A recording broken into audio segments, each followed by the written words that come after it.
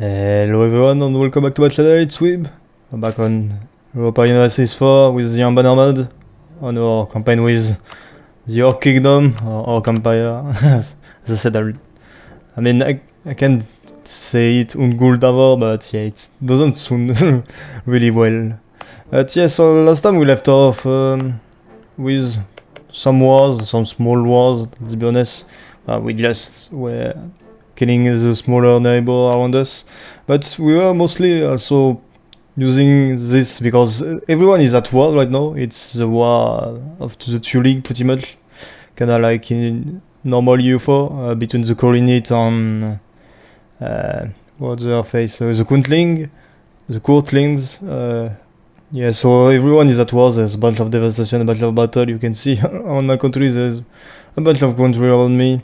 We can see a bit more of the world now.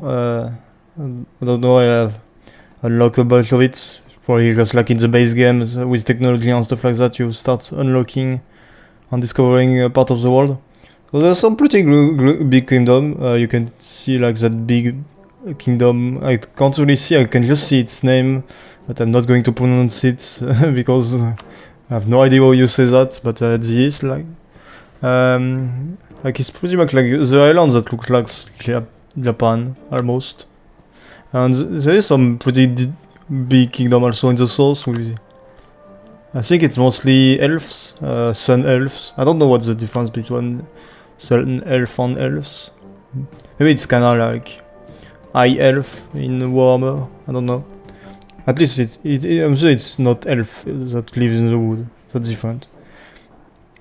But yeah, so the one is already starting to have pretty big country. We can see Laurent is decent. It didn't blob that much. It mostly blobs some of its small neighbor, but still pretty small for the time. Gawad did become pretty big, let's be honest. On that way, yeah, we've got a bunch. The command is big as always. The command always seems to do fine in every game I do. Don't know why. It's maybe because they start so big that it makes it easy. I don't know. Anyways, same as last video, we're going back against Corinites and their allies. And they're the easiest target for us because they're all legion. For now, the Corinith isn't spread enough, so it's kinda easy. But after the war, it might be harder to do it because everyone will be out of the war and everyone will start to replenish their strength. Right now we're still abusing that. There's still a war. The war lasts pretty long, let's be honest. Because we started last video we were able to do a war against Corinith and the war already started. The big war, and the truce ended and we were able to re-declare war before the war was over, so yeah, I guess it's a pretty long war. I didn't participate in it because I didn't see the pop-up or anything, and I don't really check that the Empire menu, so I didn't check that we could join the leagues. Maybe it was just an event and I didn't really pay attention, but yeah. Could I even? I don't know if I could, maybe as an orc. I don't know if you can. I don't know how the system works. Well, no, I could have. I think it's just that I missed it, because I could have. Because I'm pretty sure the country on top of us is grey orcs, and they still managed to get in, so it must be that you just need to be in the region. Kinda like in the EU4, you just need to have a province in Europe to be able to join the War of the Leagues. So yeah, probably that, just that I missed it. Anyway, I mean, it's kinda cool because now instead of being stuck in a huge war, I can abuse it by eating my neighbor, so that's kind of a good thing actually. And then the war was finally over. You can see Empire Anbennar. The Revelant court managed to win. What did I call them before? The court leagues. Yeah, no, it's the Revelant court. So yeah, the Empire is now controlled by the Revelant court, which, I mean, most of the country are Corinites except in the west. So I don't know where that goes. We'll see. Plus, the Corinith Center are still doing stuff, so maybe country will start switching to Corinith anyway. So yeah, the Corinith lost, probably because I was eating a lot of Corinith nation, so kinda weakens them in a way, but I don't really care. The Empire is far away from me, so it doesn't matter for me. Then quickly looking at the Great Power, we can see that we are 5th and that we are almost at the 1000 development mark. As you can see that it's really different from base EU4. In EU4 you really see AI goes that high, like you can see Command, Gawed, low end, and this country that start by Daz. Yeah, they are really huge and you don't see the AI usually grow that much. Like, I guess maybe the Ming sometime, but if it doesn't explode. But yeah, you already see the AI go and form an empire like that. I mean, this mod makes it really great. I think if you want to challenge, this mod is kinda harder than normal EU4, especially with all the new things to take care of and now having also really big country. You can see already behind it on the map that yes, there's already starting to have like big blobs of country. Not necessarily like huge one like Gawed and stuff like that, but even just like medium-sized one, almost like mine. A bit smaller though, because they don't have the same dev, but yeah, country is really starting to group up. And plus they are allied to each other, so no, it's mostly going to be big war in the future. And then we got a Revelant society event, which it has its importance for later on, but yeah, it's a bunch of lore, so if you want to read it, you can read it, like pause on the video. Yeah, it's a really important piece of story on the lore, but which I don't really read the lore, I'll be honest, and I don't understand it fully, so... But yeah, it's something that will have its impact in the future. But yeah, it's an event that does nothing, just explaining that they are starting to do something, not that anything has happened yet. But yeah. And then other things that happen right after that is that our heir is magically gifted. So that's also something in this game, that there is magic. And you king and heir can be magician and they can use their magic for different things. They can be able to show it to you in a bit. So here we go in the magic menu. You can see there is a bunch of different type of magic with every time there is different spell you can cast. There is XP, so yeah, you can level up your magic. There is 4 different level, I guess. So there is basically level 0, level 1, level 2 and level 3. And you can learn magic, so you can increase every time. Usually when you get magician, it starts with pretty low magic. I guess it's random dice roll probably. You can see that here mine has 3 is like level 1 in 3 magic. Right here I'm just scrolling through different type of magic to see.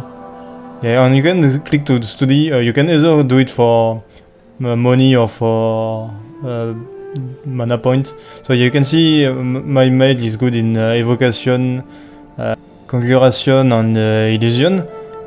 Some of them are really cool, like you can go the necromancy one, and if you go to max level you can start a quest to pretty much become the Lich King in a way. Like if you I don't know for an example, but maybe like the Lich King in World of Warcraft, maybe you can say, but yeah, it's pretty much like you can become undead and forever live. Though you become kinda hated by everyone around you, which is kinda obvious why. You're basically an undead king that rule like a tyrant, pretty much. But yeah, so yeah, that's about magic, and yeah, you can learn about magic. You're gonna get event that's going to increase. Like if you want to increase from level 0 to level 1, it's 1000 points. And you get events that sometimes give you 100, sometimes 200, and sometimes there is drawbacks if you take it. But yeah, I think it's 1500 for level 2 and it's 2000 for level 3, which is pretty long depending on if you're lucky with the events. Sometimes you might not get a lot of events and it's going to take a while to level up. Sometimes you might just get like 3 in 2 months and stuff like that. But yeah, so after getting 1 heir with magic, it seems that after that I got another one, which I don't know if it's random or if it's just that if you have a mage as your king, you have more chance to have a mage as your heir. I don't know if that's how it works. I mean, that's good. Now we have mage, and it's very useful for the game to have mage because of the spell you can cast to, as I said, improve relation. You can bless your land pretty much and give you like bonus, and you can also use it during wars and stuff like that to cast magic to help in siege or stuff like that. Anyway, after that we went to war with Grombar, the other orc nation at the north of us, which I guess with how strong our army are right now, it's going to be kinda easy, especially since I checked the fort map mob. They only have one fort and it's their capital. So once their capital fall, we're gonna get a bunch of war score and it's going to be very easy. Those are pretty decentralized. Anyway, that's not what's going to stop us. You can see right here, I use the magic of my king to cast a fireball at the wall. Didn't work, you saw the event, the fireball missed, but you can do that for a few mana points on kind of like, I know it's a DLC feature, which I don't have all DLC for the game, so I don't have it, but you can just spend points in the base game just to make a break in the wall, but here you can just do it with spells. On here I'm just throwing normal fireball. It's a level 1 spell, so you can imagine what you can do with huge spell. You think there is like earthquake and stuff like that, which I guess is really strong, but you're probably also damaging the province or stuff like that. I know you can also transform yourself into like a dragon or stuff like that, which I guess is very strong in battle or in siege. So yeah, but that's only if your king who is magically gifted is in a battle, so or in an army, I mean. So yeah, that means that you need to make him general, which means that most of the time you know how it works in this game. When your king or heir is a general in the army, he has more chance of just dying in combat or just simply dying. Anyway, the war was going fine. Once their capital fort fall, you can see one of the events to increase the magic level, the magic XP I mean. But yeah, you will manage to reach kinda like the equivalent of the EU4 in Russia. That's kinda it, and you can. That's a very good choke point between the west and the east, because you can see it's just 2 provinces holding it, so if you put a fort here you can completely block the access. Which the AI didn't do, which, I mean, Canada, but the AI has no fort except the one on the capital, so it doesn't matter. And you can see also we managed to stock one of basically their only army in 2 provinces in the mountain in the middle, right here. The Lonely Cave. That's kinda some for them, but now I can just siege their whole country without having to worry about their army sneaking behind and doing stuff, resealing province and stuff. And just like that, the war was over. I kinda went in the peace deal with kinda ugly border, I'll be honest, but it's also to not only cut his country in half, but also to stop Gawed or this troll country, Bjarnik or whatever, in the west from pushing into them and getting territory, because I want that whole territory in the east for me, if possible. So by doing that, I'm cutting them, so now I'm guaranteed to get everything in the east, unless there is an enemy in the east that takes the points. That shouldn't really happen, they're still strong enough to hold, I believe. But yeah guys, that was it for part 4 of this video, of this series, not this video, this series on Unguldavor. I guess I'm getting used to saying it now, but yeah.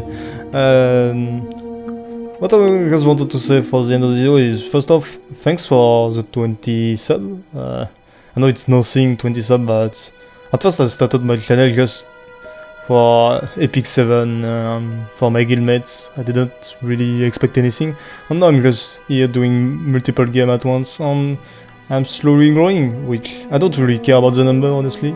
I'm just happy to see that some people like it, and it's enough for me. But yeah, hope you guys liked it, and hope you guys will enjoy this part 4 as much as the 3 other part, and that you will still enjoy the part to come in the future. And if you have anything you want to see, maybe you want a certain country or a certain mod in EU4 you want me to see playing, I could try it. I can't promise anything because I'm not a EU4 expert. Like if you ask me to play in the base game and to play like, I don't know, one province minor in the middle of Africa, I might not be able to do it. I can't guarantee anything. I can try it, but yeah, maybe not in Iron Man then, but yeah, like it's kinda hard. Even right now, this campaign isn't that hard, I'll be honest, but you'll see that later on there will be much tougher stuff because Anbennar is very tough at the end of the game. Because the AI is really stepping up, you'll see in the future episode. But I won't be spoiling too much about what happens in the future. But anyway, so I hope you guys liked it. Thank you again for the 20 sub and bye. Girl, I'm sold. We never took a night off, saw me cold.